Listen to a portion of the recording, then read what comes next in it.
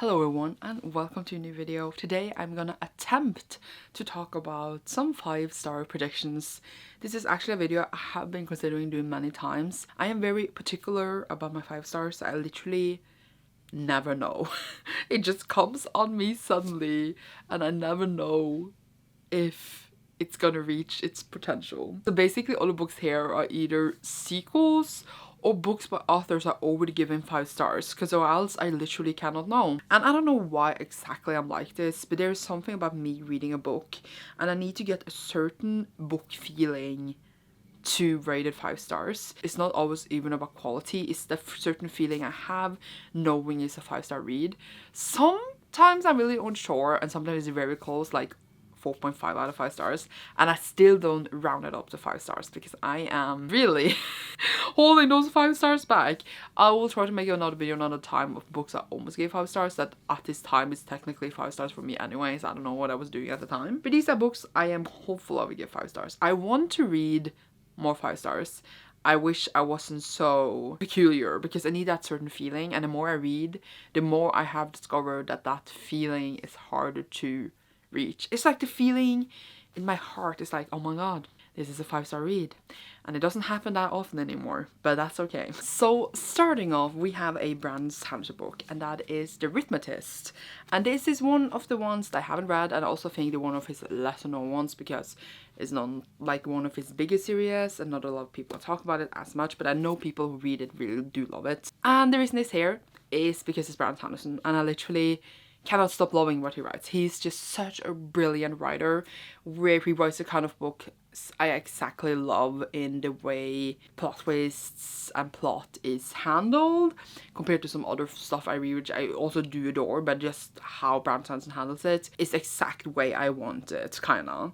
So it really speaks to me. And this I don't know much about, and I technically I don't want to know, but it seems quite different from his other works. I'm also skeptical if it will reach that high for me where I would give it 5 stars, but I am nonetheless putting it here. Then we have Robin Hobb, who has written one of my favorite series, obviously. First series in Realm of the Earthlings, just right here.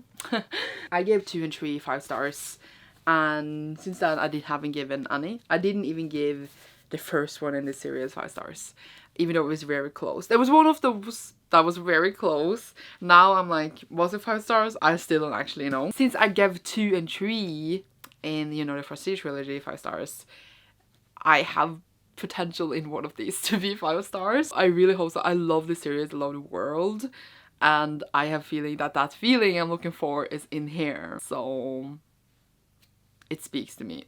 It speaks to me, please. And then we have The Hawthorne Legacy by Jennifer Lynn Barnes. I love the Inherited Games, which I read earlier this year, and I give that 5 stars. If the sequel is any close as good as that one, 5 stars immediately. But also, you know, it's a sequel, so sometimes sequels are not great as readers we have experience with this, but I just really want to love it. So this was Avery, who just inherits a lot of money from this old rich white dude. She doesn't know why. We don't know why. And I want to know. I want to know really badly. And I'm going to read this later this year, I think in August, because that's really close to the release of the 3rd and final book. And I need to know, okay? I need to know. And hopefully this is as good as the first one. If not, I will be severely disappointed. No pressure, book. No pressure. Then I'm cheating with the next one because it's not even released yet, and that is Babel by R.F. Kuang, which comes out in August. I believe it is August. This is a dark academia fantasy novel from the author. I love dark academia, but more importantly, I love R.F. Kuang. Puffy War is one of the best masterpieces of novels I have ever read. No pressure, but I do think I will love this. But I also, part of me is like, since I'm putting this book and this author on such a high pedestal, it's so easy to, you know, be disappointed, and it scares me. But I do think and highly believe in me that this will be a 5-star read. I cannot wait. I want a book so badly now. Please, someone just send me an arc. I am dying. So I cheated with this one. I don't know, does it count as cheating if it's was anticipated release? I don't actually know, but I want it. I need it. Since I just read volume 1 of Berserk and I actually get a 5 stars, which is quite surprising because I rarely give manga 5 stars.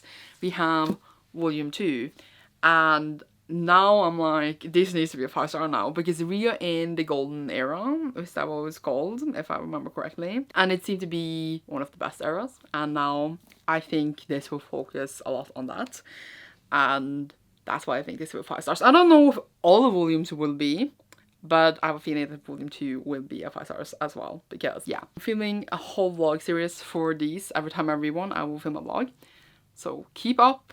I was gonna say keep up with the Kardashians, but that's totally wrong. Keep up with Sandra reading Berserkians. Yay. And then we have Earthlings by Sayaka Morata. This is the author of Convenience Store Woman, which I read earlier this month. And it spoke to me in a way that a book should not be permitted to speak to me, whereas I never felt that it described my life so perfectly as it is right now. And that's why I feel like this covers some of the same themes, whereas like people's expectations in society, etc, etc, I feel like this gives off the same vibes, and that's why I feel like this will also speak to me.